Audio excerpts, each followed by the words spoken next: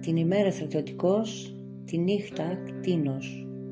Ο κλειός στη πέμπτη μοίρα καταδρομέων έσφιξε για τα καλά.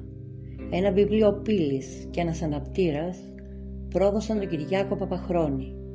Στο δικαστήριο τα ονόματα των θυμάτων ακούγονταν σαν ματωμένος κατάλογος. Όμως πίσω από τα κάγκελα συνέβη το πιο αρρωστημένο μυστήριο. Δεκάδες γυναίκες τον ερωτεύτηκαν και του ζητούσαν να τις παντρευτεί. Αποφυλακίστηκε το 2004 με μια απειλή. Άστα λαβίστα εν ευθέτω χρόνο.